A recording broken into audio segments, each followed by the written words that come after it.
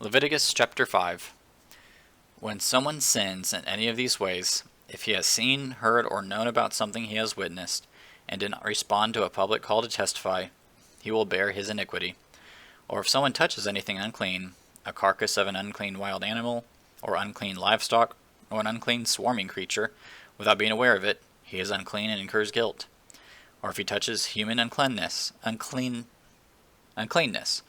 any uncleanness by which one can become defiled, without being aware of it, but later recognize it, he incurs guilt. Or if someone swears rashly to do what is good or evil, considering anything a person may speak rashly in an oath, without being aware of it, but later recognize it, he incurs guilt in such an instance. If someone incurs guilt in one of these cases, he has confessed he has committed that sin. He must bring his penalty for guilt for the sin he has committed to the Lord. A female lamb or goat from the flock as a sin offering. In this way the priest will make atonement on his behalf for his sin.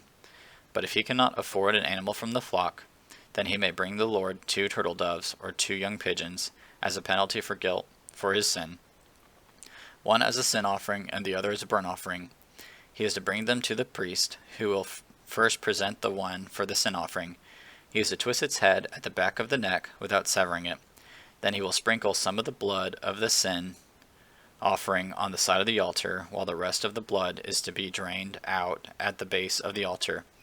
It is a sin offering. He will prepare the second bird as a burnt offering according to the regulation. In this way the priest will make atonement on his behalf for the sin he has committed, and he will be forgiven. But if he cannot afford 2 turtle doves or 2 young pigeons, he may bring 2 quarts of fine flour as an offering for his sin. He must not put olive oil or frankincense on it, for it is a sin offering. He is to bring it to the priest, who will take a handful from it at its memorial portion, and burn it on the altar along with the food offering to the Lord. It is a sin offering. In this way the priest will make atonement on his behalf concerning the sin he has committed in any of these cases, and he will be forgiven. The rest will go to the priest, like the grain offering. Then the Lord spoke to Moses, "If someone offends by sinning unintentionally in regard to any of the Lord's holy things, he must bring his penalty for guilt to the Lord, an unblemished ram from the flock, based on your assessment of its value in silver shekels according to the sanctuary shekel, as a guilt offering. He is to make restitution for his sin regarding any holy thing, adding 1/5 of its value to it, and give it to the priest. Then the priest will make atonement on his behalf with the ram of the guilt offering, and he will be forgiven.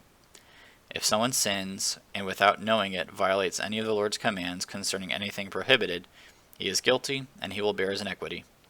You must bring an unblemished ram from the flock according to your assessment of its value as a guilt offering to the priest.